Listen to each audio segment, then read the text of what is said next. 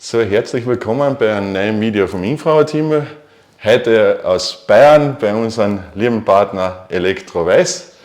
Seit vielen, vielen Jahren arbeiten wir miteinander zusammen und jetzt haben wir das Vergnügen, da in seinem Privathaus ein Video zu machen und einmal zu zeigen und darüber zu sprechen, was du da so alles gemacht hast. Andi, wie geht's dir mit den Paneelen? Ja, super gut. Grüßt euch miteinander, gell? Also, wir haben seit letztes Jahr im Sommer haben wir uns die Paneelen montiert und bin ja selber Elektromeister und habe die installiert und Kabel verlegt und betreiben die auch jetzt mit meiner 2020 installierten 10 kW Photovoltaikanlage mit einem Stromspeicher mit 22 kW.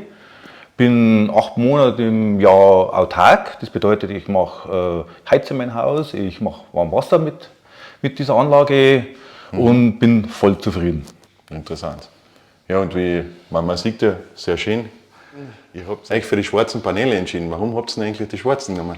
Ja, am Anfang haben wir überlegt, ja, wir wollten zwar am Anfang sparen und nehmen uns die Standard, die weißen, aber dann habe ich das bei einer Kundschaft auch gesehen und die schwarzen, das ist einfach ein Augenmerk an die Wand, muss ich sagen. Und bevor wir uns Beutel, man kann ja Beutel drauf machen auf diese Heizungen, haben wir auch bei einer Paneele, aber für das Geld haben wir uns für die schwarzen entschieden und war Gott sei Dank die richtige Entscheidung. Okay.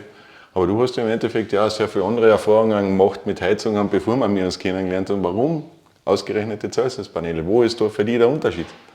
Ja, wir haben ja grundsätzlich, habe ich in meinem Haus sowieso eine Elektroheizung schon seit 15 Jahren. Ja. Elektrische Fußbodenheizung ist das. Und ich habe jetzt festgestellt, dass der Nachteil an dieser elektrischen Fußbodenheizung ist, diese irre Leistung, was diese Heizung hat. Okay. Die, wo ich praktisch auch nicht mit meiner PV-Anlage mit dem Stromspeicher betreiben kann, weil es einfach. Das hat nie funktioniert, oder? Ja, der Speicher gleich leer gewesen, oder? Weil die Leistung zu hoch ist für diese Anlage. Okay. Und die Celsius hat ja bekanntlich maximal 550 Watt. Genau. Und jetzt kann ich auch praktisch die zu 100% mit meiner Anlage betreiben. Ja, und da erinnern, also nur mal für die Zuschauer als Erwähnung, das ist im Prinzip ein Holzfertighaus, gell? Ja. Genau. Die Paneele, wie du mir früher erzählt hast, laufen ja im untersten Stufenbereich, also die reduzieren ja sehr, sehr stark. Ja. Ja. Hast du bei der Wärme deswegen irgendwie einen Unterschied gemerkt oder ist die Wärme einfach komplett anders? Hast du eine hervorragende Wärme, trotz dass sie so weit zurückgefahren sind? Die Wärme, die ist ganz anders. Wie gesagt, wir haben ja einen Kachelofen da unter ihm und dieser Vergleich es ist ein gewisser Vergleich mit dieser angenehmen Wärme wie ein Kachelofen zum Beispiel. Okay. Das ist, ob wir mit dem Kachelofen einheizen oder mit dieser Celsius-Infrarotheizung, es ist identisch eigentlich, man sagen, wollig, warme Wärme gegenüber anderes Heizsystem wie Heizkörper oder sowas, wo einfach immer man das Gefühl hat, man ist eine trockene Luft oder irgendwas, das kommt ja auch noch dazu, dass das Wohngefühl steigt. Ja, aber man sieht ja, da ist ein riesiger offener Bereich, was ihr da habt, also Wohnzimmer, Esszimmer, Küche, ist ja alles offen drinnen. Ja. Das sind die Volumen auch und da ist das Stiegenhaus, geht auch noch auf für alles frei. Da hast du ja wahrscheinlich mit der normalen Heizung ja immer den Nachteil gehabt, dass du da unten im Wohnzimmerbereich ja nie so warm warst, wie im Endeffekt jetzt hast, oder? Ja, das ist richtig. Wir haben immer Temperaturunterschiede gehabt. Ja. Durch den Kamineffekt dann auf natürlich, war ja bewusst auch, dass die Wärme vom Kachelofen dann aufsteigt, aber wenn ich ohne Kachelofen mit der normalen elektrische Fußbodenheizung geheizt habe, dann habe ich einfach die Temperaturunterschiede gemerkt. Okay. Und das ist komplett weg mit der Infrarotheizung. Durch den Wärmeaufbau vom Baukörper, wo die Heizung durch die Strahlungswärme erzeugt, habe ich immer einen Puffer an Wärme in der Wand und in sämtliche Gegenstände und somit habe ich immer eine gleiche Temperatur überall. Das ist doch herrlich, oder? Du, aber jetzt reden wir mal über Stromverbrauch generell. Also die Paneele reduzieren ja den Stromverbrauch von 550 Watt bis auf 105 Watt im Prinzip in 8 Stufen. Das machen sie ja vollautomatisch. Du wirst ja auch schon gemerkt haben in deinem Haus, das ist ja nicht unterschiedlich, wie die Paneele schalten, oder? Ja, absolut. Das ist im Prinzip, wir haben angefangen mit der Heizperiode, ja gut, da haben wir auf 21 oder 22 Grad die Celsius eingestellt und haben, ich sage jetzt einmal, nach 3 Tagen das reduzieren müssen auf 20 oder 19 Grad teilweise. Außer im Bad haben wir 21 Grad eingestellt, aber 19 Grad reicht bei uns vollkommen für wollig Wohngefühl. Genau, aber für die Zuschauer erklärend, 19 Grad hast die Lufttemperatur. Ja, selbstverständlich. Und das heißt aber, die Gegenstände, also sprich der Boden, die Möbel, die Wände, sind dann circa um 2 bis 3 Grad wärmer, aber es ist alles innerhalb dieser Temperatur. Und damit wird ja der Boden, die Wände, die Möbel auch alles zu dieser nachhaltigen Speicherwärme durch diese enorm hohe Reichweite, was unsere Infrarotpaneele haben. Und da ist ja der gravierende Unterschied zu allen anderen, was es am Markt gibt, weil ja die Celsius ja bis zu 12 Meter Raumtiefe eine gleichmäßige Erwärmung aller Bauteile schaffen. Und du hast ja auch nicht nur dieses Holzhaus, sondern du hast ja auch Kundschaften gemacht, wo man zum Beispiel eine große Photovoltaikanlage mit großen Speichern gemacht haben, aber wo das Kernthema war Schimmel und Baufeuchtigkeit, das ist ja auch da bei dir in der Gegend. Ja. Kannst du vielleicht den Zuschauern erklären, wo einfach da das Problem war? Ja, das Haus ist aus den 60er Jahren gewesen, so ein Hanghaus, so eine Art Bungalow ist das gewesen und haben im Keller, Halbkeller war ja leer und der andere Halbkeller war ja nach vorne hinaus und der Kellerbereich war absolut feucht und voll Schimmel und Heizsystem war halt damals Heizkörper und ich habe halt dann eben die Kundschaft dazu ein Testding gemacht, dass wir der Celsius einen Raum einmal beheizen, als Versuchsding, weil die wollten einfach überall Fußbodenheizung haben und sämtliche Böden entfernen, hochwertige Marmorböden und da habe ich abgeraten. Und durch diesen Versuch hat sich sofort die Kundschaft entschieden für diese Infrarotheizung. Ja, man muss ja dazu sagen, es war ja Ölheizung vorher drin, gell? Jo. Ja, also eigentlich ein ganz brisantes Thema, weil viele Leute stehen ja jetzt vor dem Problem, Ölheizung wird in den nächsten Jahren raus müssen, ob sie wollen oder nicht, aber was tun? Also die Alternative, in dem Fall hast du, ich meine, das ist ja jetzt auch schon wieder einige Jahre im Betrieb. Ja, 2019 haben wir das Projekt durchgezogen und ich tue das heute noch betreuen, regelmäßig auch vor Ort und bin mit der Kundschaft in Kontakt, eben mit der Zufriedenheit von der Heizung. Ja. Und der top, also das ist wirklich, die Kellerräume sind inzwischen, wo Feuchtbiotope waren, sind Wohnraumqualität, weil der Kunde dort auch Schränke, Kleider, das wäre unmöglich gewesen, das zu lagern. Ja, aber man kann es ja jetzt auch vergleichen, also wenn man es jetzt nur mal von der Kostenseite, weil das ist ja immer so, das heiße Thema Heizkosten ist ja immer, sage ich mal, für viele ein brisantes Thema, weil viele brechen das ja nur zum Beispiel auf Öl runter, aber das ist es ja nicht. Du hast ja so viele Nebenkosten auch, wie Wartung, Verschleiß, natürlich bei Neubau, natürlich auch die Räumlichkeiten, die kosten ja auch Geld, das fällt bei dem Heizsystem alles weg. Wie siehst du das jetzt? Weil damals bei der Kundschaft von ihr, ich kenne sie ja auch, haben wir im Endeffekt ja auch die Diskussion geführt, weil da ist also die Position Kernsanierung, Böden außer, alles neu machen, war ja schlussendlich viel teurer, als wo du im Endeffekt unsere ganzen auf Celsius umgestellt hast, den riesigen Stromspeicher und die große Photovoltaikanlage. Ich kann mich also erinnern, das waren ja fast 50.000 € was sich die Kundschaft eigentlich im Paket eigentlich der Sport hat, oder? Ja, das war so um die, hast du schon recht, also 50.000, 60.000 € waren das damals, aber der Haupt, in dem Fall durch das, dass ja Altbausanierung war und die ganzen Böden raus hätten müssen, das hat sich alles von alleine bezahlt, weil der Aufwand für das Rausreißen von den Böden und wieder Heizung rein, Fußbodenheizung und Bodenwiederaufbau, das hätte ja immense Summen schon verschlungen. Okay. Wo ich eigentlich die Heizung schon längst bezahlt war. Okay. Also so. Aber man muss jetzt natürlich auch sagen, wenn man jetzt die letzten Monate der Entwicklung, Strom- und Gaspreise, Ölpreise sowieso, es ist ja mittlerweile, sind wir ja auf Preise, die hat es ja vorher noch nie gegeben, aber es ist ja keine in Sicht und das muss man natürlich in die Zuschauer auch sagen, alle reden eigentlich vom Elektrozeitalter, aber Elektrozeitalter bedeutet für viele leider nur Elektroauto. Da wandeln wir Strom in Strahlungswärme um mit kleinster Energie. Ich meine, das weißt du ja mittlerweile aus eigener Erfahrung über viele, viele Jahre durch deine Kunden, durch deine eigenen Erfahrungen. Aber man darf ja eins nicht vergessen, Elektrozeitalter heißt ja elektrisch heizen, heißt keine Heizkosten mehr, keine normalen Stromkosten mehr und auch keine Warmwasserkosten mehr. Und vor allem ist es ein wichtiger Punkt, alle reden von CO2-neutral. Unsere Paneele sind 100% recycelbar, haben eine Haltbarkeit, und das ist gigantisch, von 30 bis 40 Jahre wartungsfrei. Sagen viele nichts, aber für viele Leute ist es normal, ob es in Österreich oder in Deutschland, ich sehe es immer wieder, es ist normal, alle 10 bis 15 Jahre Heizung komplett zu tauschen. Aber das ist ja auch mit immensen Kosten verbunden. Und wenn man sich jetzt einmal das vergleicht mit einem Celsius-System, habe ich die nächsten 30, 40 Jahre überhaupt keine Wartung. Ich habe überhaupt keinen Verschleiß. Ich bringe durch das Entfeuchtungssystem, und das ist ein ganz springender Punkt, Über normale Heizung hast du ja immer Kondenswasserprobleme, weil ja die Luft wärmer ist als wie die Bauteile. Und es kommt kalt und warm zusammen, es entsteht Kondenswasser. Das ist ja genauso auch bei deiner Kundschaft das Problem gewesen. Durch die Ölheizung hat man im ganzen Haus ja überall Kondenswasser, Themen gehabt und natürlich auch in vielen Bereichen schon Schimmel und dieses modrige, muffige, man kennt es von alten Häusern. Aber wie bringst du das aus? Und unser System ist bitte ein Feuchtungs- und Harzgerät. Das sind 2 Geräte in einem System. Wir haben ein Hightech-Gerät, wir haben eine vollautomatische 8-Stufen-Steuerung und natürlich Blitzschutz und Überlast, Unterlustschutz, die Sachen sind auch noch drin. Und du als Elektromeister weißt ja natürlich auch, die letzten Jahre, die ganzen Geräte, du kannst ja fast nichts mehr reparieren. Und Celsius ist auf das aufgebaut, ich mache das jetzt schon fast 20 Jahre.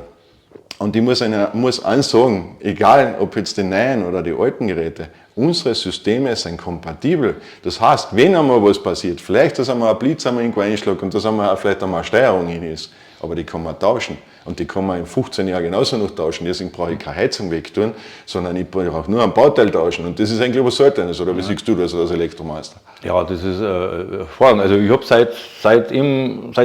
seit wir mit Celsius, seit 5 Jahren, glaube ich, haben wir jetzt schon dabei,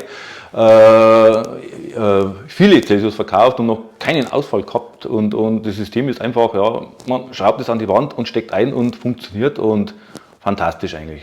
Ja, herrlich, das gefällt mir, dass du erfreut hast. Wir sind auch sehr dankbar. Ja. Ich war mittlerweile langjährige freundschaftliche, enge Zusammenarbeit und es ist einfach schön, mit euch zusammenzuarbeiten und dafür sind wir mir auch sehr dankbar und vor allem, du bist ja ein Koryphäe auf dem Gebiet und du weißt, von was du redest. Danke. Ja?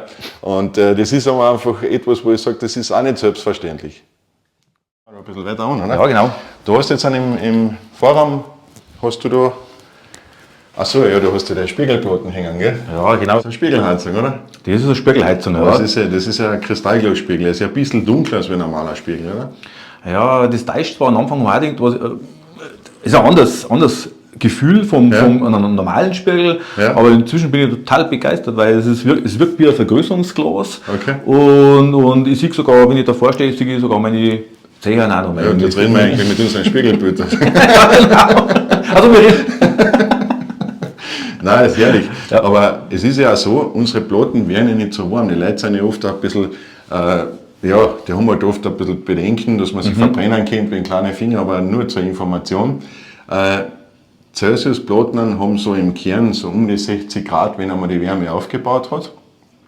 Das Kristallglas besteht ja keine Verbrennungsgefahr, aus dem Grund, weil ja Kristallglas von unserer Seite aus, wir haben ja im Endeffekt ja durch die kristalline Struktur nicht so eine Temperatur, deswegen ist überhaupt kein Problem.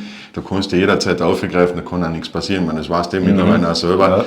Ja. Aber das ist nicht selbstverständlich, das ist auch bei anderen Infrarotplatten viel, viel höher und das hängt aber damit zusammen, das ist die kristalline Struktur, was wir haben und dadurch haben wir ja einen Streikkegel von 4 Seiten, wo die Infrarotwellen aufgebaut wird.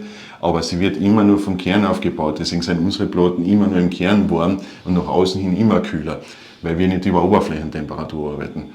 Ja, und das Spannende ist natürlich auch das, du kannst ja da heute genauso die Familienbündel aufmachen, ja, zum Beispiel, oder irgendein schönes abstraktes Bild. Du hast ja, glaube ich, bei dir auch gemacht, also mit Folie, also von dem her, gell, also im ja, in der Küche habe ich mir eben diese Celsius Plus in quer, da habe ich mir ein wunderschönes Foto eben mit Gemüse und Ding drauf machen lassen, weil das halt zur Küche passt. Okay. Und ich war halt bei einer Kundschaft, die wo ich vor 2019 gemacht habe, die haben auch ein Foto drauf machen lassen, ein Familienbild und haben auch total begeistert. Also dreifach nutzen. Okay, ja, spannend. Dann schauen wir noch ein bisschen weiter, Andreas. Ja, Andreas, dann haben wir es einmal da in einer gemütlichen Ecke, das schaut so herrlich aus. Du hast jetzt das Celsius Typ 5, also das Querpanel hergenommen, ja? Ja, herrlich. Machst du gemütlich. Schaut doch edel aus, was sagt ihr dazu, oder?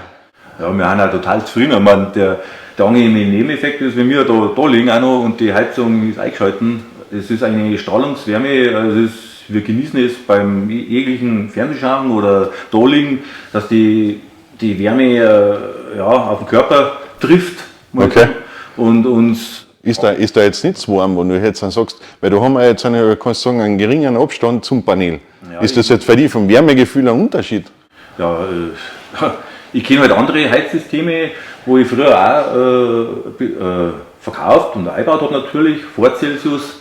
Und ja, da muss man halt einen Meter weggehen, das wissen wir ja alle, weil sonst hält die Wärme nicht aus, wegen der extremen Wärmestrahlung. Und bei der Celsius ist das komplett weg, muss man sagen. Also das ist wirklich sensationell, also Respekt. Das heißt im Endeffekt für euch einfach ein kuscheliges, gleichmäßiges Wärmegefühl und du merkst jetzt gar nicht, ob die Platten jetzt da hängt oder ob du da sitzt, das spielt wirklich keine Rolle, oder? Nein, überhaupt nicht. Man kann, also wenn man die Augen zumacht, das ist ein gutes Beispiel, wenn man die Augen zumacht, man kann die Heizung nicht lokalisieren. Man spürt die Strahlungswärme zwar, aber keinerlei, wo ist die? Okay. Ja, und weil du da jetzt auch noch so ein schönes Grau hast, man könnte ja theoretisch, das ist auch so eine Möglichkeit, du kannst sie mit in der Rallfarbe, also in der gleichen Grauton, könntest sie beschichten. Und wenn wir es heute noch ein bisschen im Neubau sehen, könntest du auch noch eine Nischen schaffen mit einer 5 cm Rundumluft. Da sehe ich einfach die Paneele in die Tiefe noch versetzt auch noch. Das ist noch eine zusätzliche Möglichkeit, wie ja viele von unseren Videos schon kennen oder von unseren Bildern, von der Homepage oder genauso in unserer App haben wir ja auch viel drin. Aber das ist eine zusätzliche Möglichkeit. Aber es ist kein Muss, weil so edel wie die Platten da jetzt hängt, man sieht das sehr schön, sie hat ja nur 5 cm Wandabstand und sie wirkt ja perfekt und die edle Kantenverarbeitung macht halt natürlich die Details aus, was einfach der Unterschied ist, darf ich mal sagen, oder? Absolut. Ja. Also na, wunderschön, also kann man euch nur gratulieren. Schön, dass ihr euch wohlfühlt und das ist auch natürlich authentisch. Selber damit zu leben und das zu verkaufen und das aus voller Freude zu verkaufen, weil es einfach gut ist und weil einfach wir zufriedene Kundschaften haben, das sagt eigentlich schon alles. Und ja, vielleicht darf man noch kurz ein paar Details sehen, im Badezimmer zum Beispiel. Und dann, gerne, können wir mal hingehen. Und dann schauen wir uns das noch an und dann seht ihr noch ein bisschen. Da würde ich sagen, gehen wir mal in den oberen Stock in ein Badezimmer, schauen wir uns das einmal an. Ja? Bitte, danke. Und da seht ihr halt natürlich jetzt auch, wie hoch das Volumen da eigentlich ist. Wenn man da jetzt so auffilmt, dann sieht man mal eigentlich, wie hoch das Stiegenhaus ist und was da für ein Volumen ist. Und das hast du ja früher das Problem gehabt, dass da die warme Luft heroben gestanden ist und unten war kühler, oder? Ja, genau richtig. Und das hast du jetzt nicht mehr, oder? Nein, überhaupt nicht mehr. Man merkt keinen Temperaturunterschied. Okay. So, dann gehen wir mal in das Badezimmer. Ja, genau. So. Wunderschön. Ja. Auch da hast du hängen. Ja, darf ich euch vorstellen, Celsius 60 x 60 cm. Damit mit dieser einen Celsius mit 550 Watt hat sich das komplette Badezimmer mit 17 Quadratmeter und eben 22 Grad, kein Problem. Okay. Und ja, top. Okay, ja, herrlich. Aber man muss aber dazu sagen, die volle Leistung, die 550 Watt, die hast du nur am Anfang gebraucht.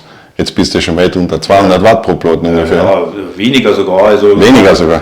Fantastisch. Also nach 3 Tagen spätestens, je nachdem, nach der Außentemperatur, aber fängt die Celsius schon so runterregeln da und ich schaffe es da schon sogar, dass es komplett ausschaltet. Also dass wirklich null Strom braucht. Super, war klasse. Hätte ich nicht gedacht. Du, und jetzt auch nochmal für die Zuschauer, weil oft ist es ja so, Elektroheizung wissen ja viele nicht. Die haben ja viel, viel mehr Leistung. Also wie siehst du das jetzt im Verhältnis, wenn du sagst, so ein Badezimmer, wenn du es jetzt rein elektrisch beheizen würdest mit einem normalen Elektroheizkörper, aber wie viel Leistung ist das noch nicht? Ja, das ist ganz einfach. Ich habe da elektrische Fußbodenheizung da drin. Die hat zum Beispiel 1700 Watt da drin momentan. Okay. Die habe ich auch deaktiviert, weil ich habe mich entschieden für die Celsius, habe meine bestehende Elektroheizung deaktiviert und habe halt die 550 Watt reingekriegt. Und ich weiß auch aus früheren Erfahrungen, da haben wir halt früher im Badezimmer Heizlüfter mit 2 kW oder so Wärmewellengeräte mit 1500 Watt, das ist ja Minimum für so ein Bad. Also so haben wir halt früher. Also da kann man eigentlich einmal ganz schnell sagen, wir reden eigentlich von einem Drittel von der Leistung, wenn man es jetzt vom Maximalen vergleicht, sogar eher drunter. Aber wenn wir es jetzt von der Stufensteuerung vergleichen, weil die Schere noch viel größer sind, dann reden wir ja heute von keine 10% der Leistung mehr, oder? Naja, das ist ja ein weltlicher Unterschied mit so einem Wärmewellengerät mit einem Raumthermostat. Man muss dazu sagen, die schaltet halt ein und aus, die macht halt die 1500 Watt, wie man jetzt zum Beispiel hat, schaltet die ein und die taktet ja nur. Die Celsius, die regelt ja in den 8 Stufen, was du schon gesagt hast, von 550 Watt stufenweise runter bis auf 0. Und das ist ja das Geniale an dieser Heizung von der optimalen Leistungsreduzierung auch. Ja, natürlich, es ist fantastisch, aber jetzt natürlich haben wir die Zuschauer schon eilig gemacht, du hast den Stromspeicher auch, viele haben ja sowas noch nie gesehen. Ich würde sagen, wir schauen uns das einmal an, wenn wir dürfen, oder? Ja, gerne. Dann gehen wir noch in den Stromspeicher anschauen. Jo. So, liebe Zuschauer, und jetzt übergebe ich unseren Elektromeister Stromspeicher und die ganze Geschichte, was du da hast. Erklär mal, was du da hast, bitte. Ja, ich habe natürlich als Elektriker, wie es gehört, das volle Programm, sage ich dazu. Das bedeutet, ich habe, was möglich ist, habe ich eingebaut. Das bedeutet, hier ist mein kleiner Stromspeicher mit 22,1 kW. Der ist ja gar nicht groß. Also ich bin jetzt 1,90 m, also man sieht, der ist relativ ein bisschen höher, aber er ist total schmal, gell? Ja, der hat bis 40 cm in der Tiefe, Okay. 2,16 m Höhe und 60 cm breit. Was kostet ein Speicher so ungefähr? Ich baue mal bei. Also momentan aktuell liegt der inklusive Mehrwertsteuer ohne Einbau also bei 15.000 €. Okay. Ja. Aber es rechnet sich relativ schnell, wenn du ja nachher deinen eigenen Strom ja dadurch auch speichern kannst und danach da was hast. Ja. Ja. Sonst bringt dir die PV-Anlage ja nichts, oder? Nein, ohne Speicher, der Speicher muss dementsprechend groß sein, sonst es muss ja so dimensioniert sein, dass großmögliche Autarkie der Kunde kriegt. Dass du über die Nachtstunden einfach am meisten rausbringst, oder? Das ist eigentlich eher ein Ziel, weil du dimensionierst ja die Speicher eher viel größer, dass die Kunden einfach Reserve haben, auch wenn einmal so wie heute ein schlechtes Wetter ist, dass du dann auch vom Speicher aus hast, oder? Das ist ein ganz wichtiger Punkt. Der Speicher ist gleich zu klein. Das haben wir immer festgestellt, auch bei meinem Speicher. Am Anfang des Kasten brauchst du so einen großen Speicher, aber sonst kommst wenn er zu klein ist, kommt man nicht über Nacht, dann kauft man Strom. Und Okay. das ist echt schade, muss ich sagen. Also da, Okay. Und draußen hast du einen Wechselrichter ausgesucht, gell? ja, also das Herzstück, Ja. der Wechselrichter für die Photovoltaikanlage Ja. und der belädt auch den Stromspeicher. Okay. Das ist ein einzigartiges System. Okay.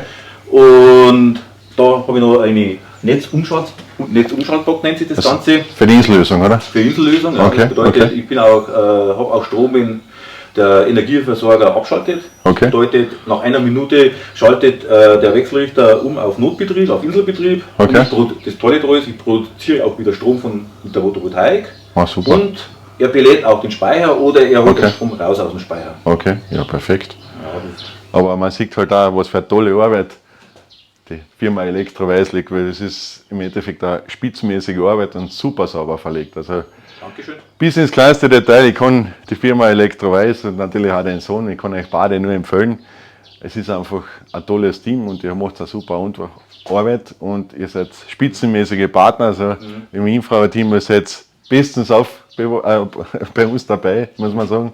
Aber du hast den Ubus da stehen, gell? Das Ja, ist, das ist du, ganz nicht neu, aber ich habe seit einem Jahr den Kräutercube mit zugelegt, auch vom Infrarothimmel, und trockne da damit sämtliche Kräuter und was halt alles so möglich ist, Okay. kostenlos den ganzen Sommer. Über den Speicher, oder? Über den Speicher und über die Photovoltaik kann ich meine Kräuter und dementsprechend alles trocknen. Ja. Ja, herrlich. Ja, in diesem Sinne bedanken wir uns recht herzlich für die Zeit, dass du uns einen Einblick in dein privates Haus eigentlich gezeigt hast. Ja, bei Fragen meldet euch bitte bei der Elektro-Weiß oder bei uns auch, ist überhaupt kein Problem, wir sind wir jederzeit da. Und ja, wir freuen uns, danke für alles. Schaut in unser App rein, Gratis-App, du verwendest ja auch, gell? Ja. Bei YouTube seht ihr auch immer mehr, wir geben uns Mühe und danke fürs Zuschauen und bis bald. Pfiat euch, Pfiat euch. tschüss.